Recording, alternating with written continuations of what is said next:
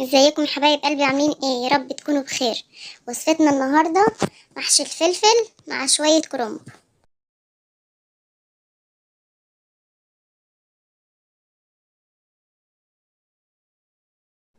اول حاجه هنجيب بصلتين متوسطين، هنقطعهم كلهم مكعبات. البصل كل ما نكتره في المحشي بيديله طعم جميل.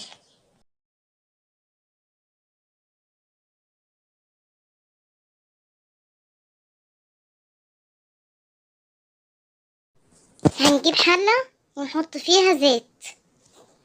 اول ما يسخن الزيت هننزل بالبصل معانا ونوطي النار خالص، عشان احنا عايزينه يبقى دبلان حلو كده مش محروق.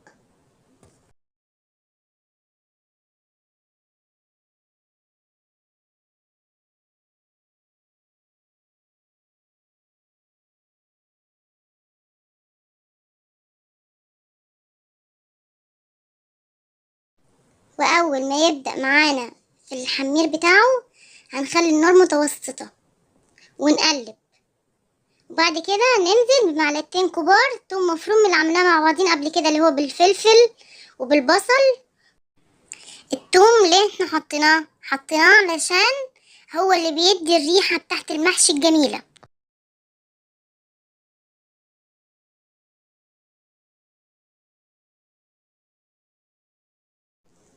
وانا هنا كنت ضاربة شفشة الا ربع عصير طماطم مجهزاه. اول ما تحمر البصلة معانا اللي هي حطينا لها التوم، هننزل بعصير الطماطم ونعلي العين عليها، ونحط معلقة كبيرة ملح ومعلقة كبيرة سكر، ونظبط الطعم بتاعها، سواء عايزة سكر عايزة ملح، بس هو السكر بتاعها هيبقى مظبوط. هنا الصلصة اتسبكت معانا، احنا مش عايزينها تتسبك قوي، احنا عايزينها نص نص. هناخد منها نصها هننقصه في طبق ونسيبه على جنب عشان نكمل بيه باقي الحاجة بتاعت المحشي.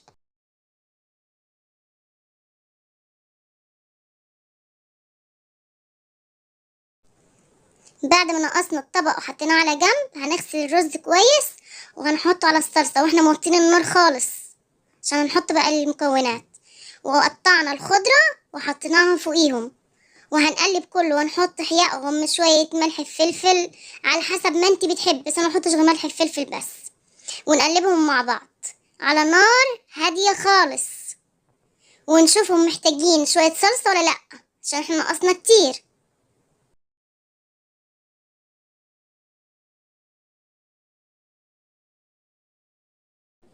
واول ما يشربوا السوائل اللي فيهم هنطفي النار. احنا كل ده واحنا مهديين النار خالص. هنا هنقور الفلفل في الدايرة اللي في النص، القلب بتاعه هنشيله بالسكينة ونعمل الكمية اللي احنا عايزينها ونغسله كويس.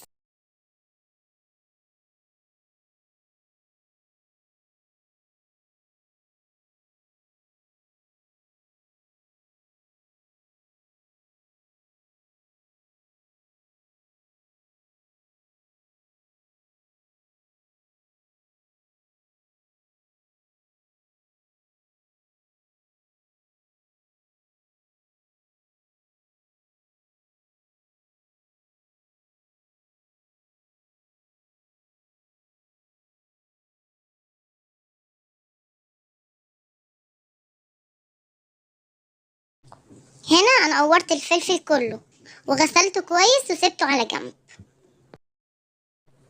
هنا انا جبت صينية، مش هعمل في حلة عشان دي كمية قليلة انا عاملاها. هناخد الصلصة اللي احنا حطيناها على جنب، هندهن بيها الصينية كلها عشان خاطر المحشي ما يتحرقش معانا. وبعد ما ندهن الصينية بالصلصة كلها، هنجيب بشوية زيت، انا بالبخاخة عندي ورشيت شوية كده، انا عايزة بسيط.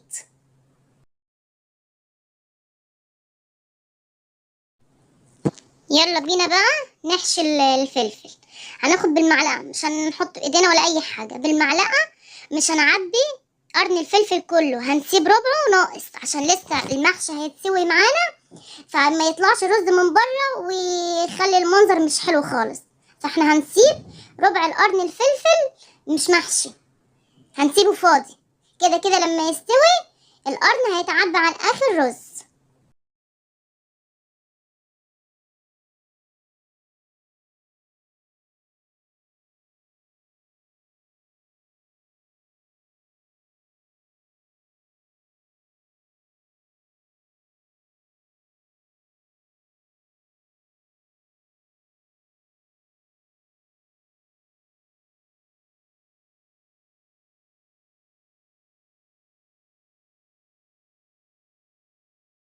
وهنا انا خلصت كمية الفلفل كلها. عندي حبة كرنب هحشيهم معاهم حبة صغيرين. هناخد قطعة الكرنب ونحطها على ايدينا ونحط عليها حبة رز صغيرين، مش هنكتر رز برضو عشان لما يطيب الرز هنتلاقى الصباع فرقع من بعضه، فاحنا مش هنحط كمية كبيرة. ونلفها كويس ونحطها في الصينية، نحطها على جنب.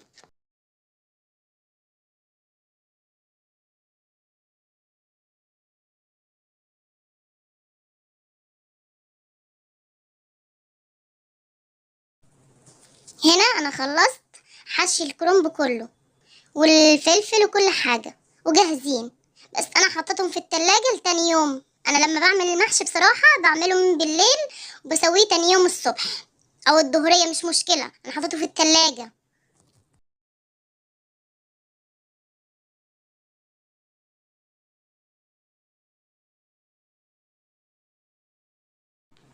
يلا بينا بقى نجهز الحاجة اللي هنسوي بيها المحشي.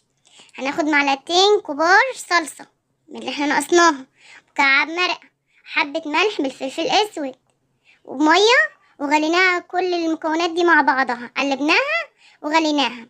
وأول ما تغلي هنكبها على ايه، على المحشي.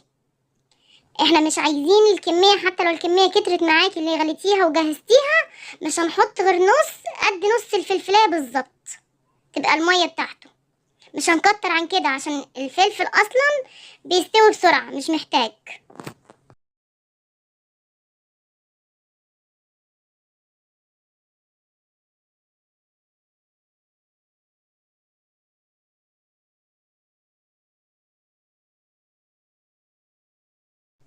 وهنيجي لوش المحشي كله هنحط حبة صلصة على الوش كله عشان يديله منظر جميل ويخليه لونه احمر كده جميل.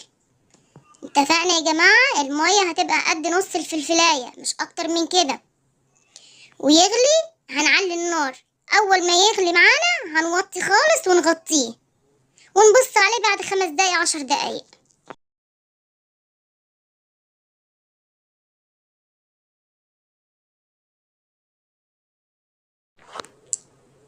هنا انا بصيت عليه بعد 10 دقايق، دي مرحلة التسوية بقى. وهنغطي تاني سايبين النار واطية خالص عشان ما يتحرقش مننا.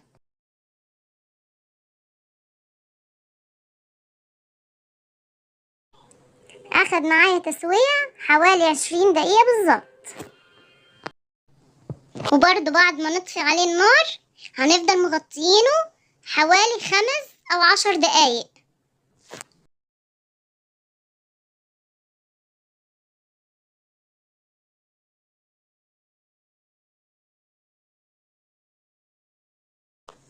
وهنا بقى غرفنا المحشي، وبألف هنا وشفا على قلبك يا ست الكل. يا رب يكون استفدت من وصفتي النهارده.